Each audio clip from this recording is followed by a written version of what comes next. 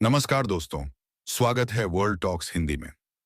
आज हम बात कर रहे हैं एक अहम और थोड़ी चिंताजनक रिपोर्ट पर, जिसमें साउथ कोरिया की कस्टम सर्विस ने बड़ा खुलासा किया है। पता चला है कि चीन की कई कंपनियां अब अपने प्रोडक्ट्स पर मेड इन कोरिया का टैग लगाकर अमेरिका भेज रही हैं, ताकि ट्रंप सरकार की सख्त टैरिफ नीतियों से बचा जा सके। साउथ कोरिया के कस्टम अधिकारियों ने हाल ही में एक स्पेशल जांच की। इस जांच में केवल साल 2025 की पहली तिमाही में ही लगभग 29.5 अरब वॉन यानी करीब 21 मिलियन डॉलर की वैल्यू वाले प्रोडक्ट्स में कंट्री ऑफ ओरिजिन की हेराफेरी पाई गई है। और खास बात यह कि इनमें से 97% एक्सपोर्ट अमेरिका के लिए था। अब ये ट्रेंड अचानक क्यों बढ़ा? दरअसल जनवरी में डोनाल्ड ट्रंप ने दोबारा राष्ट्रपति पद संभालने के बाद चीन पर नए और भारी भरकम टैरिफ लगाने शुरू कर दिए। फरवरी से इन टैरिफ्स की दर और बढ़ी और आज की तारीख में चीन से आने वाले कुछ सामानों पर अमेरिका 145% तक का टैक्स लगा रहा है। ट्रंप प्रशासन का मकसद है चीन पर आर्थिक दबाव बढ़ाना और घरेलू मैन्युफैक्चरिंग को बढ़ावा देना। लेकिन चीन की कुछ कंपनियां अब इस टैरिफ से बचने का रास्ता ढूंढ रही हैं। वो अपने प्रोडक्ट्स को साउथ कोरिया भेज रही हैं, जहां उन्हें या तो सीधे दोबारा पैक कर दिया जा रहा है या फिर कुछ मामूली असेंबली करके मेड इन कोरिया का लेबल लगाया जा रहा है।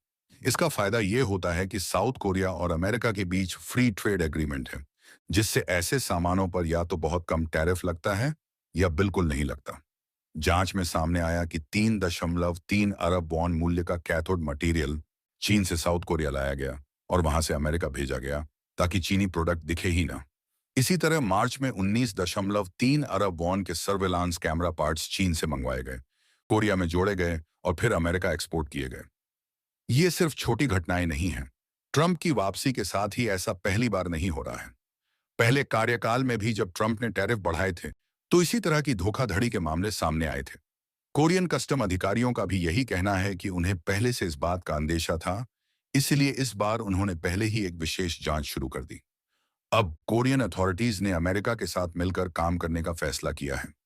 सोमवार को दोनों देशों के अधिकारियों के बीच एक बैठक हुई, जिसमें ऐसे मामलों की साझा जांच पर सहमति बनी। इसके अलावा कोरियन कस्टम्स ने एक स्पेशल टास्क फोर्स भी बनाई है, जो आने वाले समय में इस तरह की गतिविधियों पर निगरानी रखेगी। फिलहाल जिन मामलों का खुलासा हुआ है, उन्हें कानूनी कार्रवाई के लिए प्रोसिक्यूटर को सौंपा जा रहा है। एक और अहम बात यह है कि ट्रंप प्रशासन ने इसी महीने साउथ कोरिया पर भी 25% टैरिफ लगाए थे, लेकिन इन्हें 3 महीने के लिए सस्पेंड कर दिया गया है। ये टैरिफ्स फिर से लागू हो सकते हैं अगर अमेरिका को लगे कि कोरिया भी चीनी सामान को छुपाने का रास्ता बन रहा है। इस पूरे मामले से एक बात तो साफ है, अमेरिका और चीन के बीच चल रही ट्रेड वॉर का असर अब सिर्फ इन दो देशों तक सीमित नहीं रहा। इसका असर बाकी देशों, खासकर अमेरिका के सहयोगी देशों पर भी पड़ रहा है।